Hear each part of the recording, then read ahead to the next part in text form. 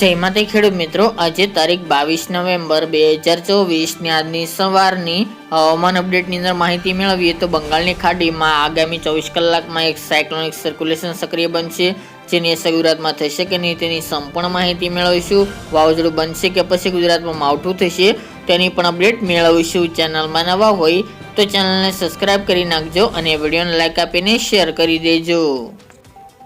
તો મિત્રો, ખાસ કરીને બંગાળની ખાડીમાં અત્યારે આગામી 24 કલાક દરમિયાન એક સાયક્લોનિક સર્ક્યુલેશન સક્રિય થવા જઈ રહ્યું છે, એટલે કે સિસ્ટમ, અને આ સિસ્ટમ વાવાઝોડાના રૂપમાં પરિવર્તન પામે તેવી પણ શક્યતાઓ ઘણા બધા મોડેલો જણાવી રહ્યા છે. હાલ વાત કરવામાં આવે તો આ સિસ્ટમનો ટ્રેક હાલ તો ગુજરાત તરફ નથી કે ગુજરાતમાં તેનો ખતરો જણાતો નથી, પરંતુ આના હિસાબે ગુજરાતના ઘણા બધા વિસ્તારોની અંદર હવામાનમાં પલટો થાય તેવું અનુમાન રહેલું છે. આ સિસ્ટમ આગામી 24 કલાકમાં એક સિસ્ટમ સક્રિય બનશે, ત્યારબાદ તે લો પ્રેશર એરિયામાં ફેરવાશે, ત્યારબાદ તે ડિપ્રેશન સુધી જાય તેવી શક્યતા રહેલી છે. હાલની અપડેટ મુજબ વાવાઝોડું બનશે કે નહીં તે આગામી દિવસમાં જણાશે, કારણ કે હાલ તો ઘણા બધા મોડેલો અલગ અલગ અપડેટ આપી રહ્યા છે. અને ખાસ તો આનો ટ્રેક હાલ તો દક્ષિણ ભારતમાં થઈને અરબી સમુદ્રમાં આ સિસ્ટમ પહોંચે અને અહીંયા સુધી આવે તેવી શક્યતાઓ રહેલી છે. હાલના વેધર મોડેલ પ્રમાણે 30 તારીખ સુધી આ સિસ્ટમની અસર ગુજરાતમાં નહિવત જોવા મળી શકે છે, પરંતુ જો આ સિસ્ટમની અસર જોવા મળશે અને આ સિસ્ટમ અરબી સમુદ્રમાં આવશે અને તેની અસર જોવા મળશે તો ગુજરાતમાં 1 અથવા તો 2 તારીખથી, એટલે કે ડિસેમ્બર મહિના દરમિયાનથી હવામાનમાં પલટો આવે અને માવઠું થાય તેવી શક્યતાઓ રહેલી છે. પરંતુ આ સિસ્ટમમાં ઘણા બધા ફેરફાર થતા હોય છે. જો આ સિસ્ટમ મજબૂત થઈને વાવાઝોડામાં ફેરવાશે અને વાવાઝોડું અરબી સમુદ્ર સુધી પહોંચશે તો તેનો ખતરો ગુજરાત ઉપર જોવા મળી શકે છે, એટલે કે ડિસેમ્બર મહિના દરમિયાન પવનની ગતિમાં પણ વધારો થઈ શકે છે, તેની સાથે વાતાવરણમાં પણ ફેરફાર જોવા મળે તેવું અનુમાન દેખાઈ રહ્યું છે.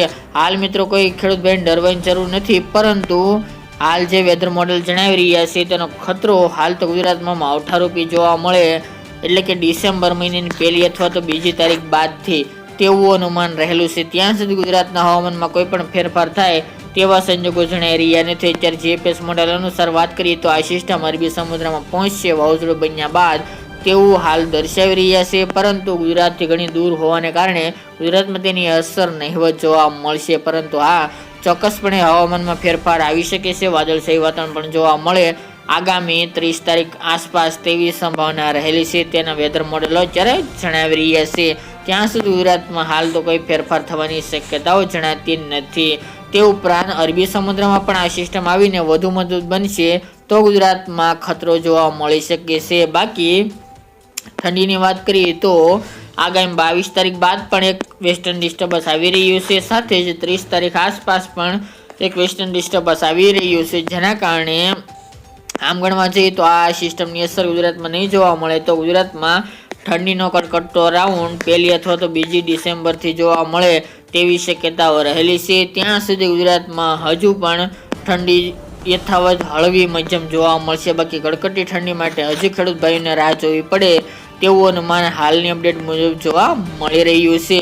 તેમજ કોઈ મોટા ફેરફારો થાય ગુજરાતના હવામાનમાં તેવી પણ શક્યતાઓ ઓછી જોવા મળી રહી છે, કારણ કે આ સિસ્ટમની અસરના કારણે ચોક્કસપણે ગુજરાતમાં ઠંડીનું પ્રમાણ થોડું ઘટી શકે છે. જે વેધર મોડેલ જણાવી રહ્યા છે તે મુજબ કે 29-30 તારીખ દરમિયાન રાત્રિનું લઘુત્તમ તાપમાન ઘણું બધું ઊંચું જોવા મળશે, એટલે કે 15 થી લઈને 17 ની વચ્ચે જોવા મળશે. કચ્છમાં અને ઉત્તર ગુજરાતમાં 14 થી 13 ડિગ્રી આસપાસ નોંધાઈ શકે છે. જ્યારે આગામી 2 દિવસના તાપમાનની વાત કરીએ તો આ મુજબનું તાપમાન 15 ડિગ્રી કરતાં પણ નીચું જોવા મળે અમુક વિસ્તારની અંદર તેવી સંભાવનાઓ રહેલી છે, જેમાં સાબરકાંઠા, બનાસકાંઠા, પાટણ, મહેસાણાના ભાગો, અમદાવાદ, ગાંધીનગર, મહીસાગર, પંચમહાલ, દાહોદ, ગોધરા, કચ્છ, ખાવડા, ધોળાવીરા છે, રાપર, નલિયા જેવા ભાગોની અંદર પણ તાપમાન આગામી 22 તારીખથી ઘણો બધો ઘટાડો જોવા મળે અને 15 ડિગ્રી કરતાં પણ નીચું તાપમાન અમુક ભાગોની અંદર જોવા મળશે. સૌરાષ્ટ્રની અંદર પણ 17 ડિગ્રી કરતાં પણ નીચું તાપમાન રહી શકે છે અને દક્ષિણ ગુજરાતના વિસ્તારોની અંદર પણ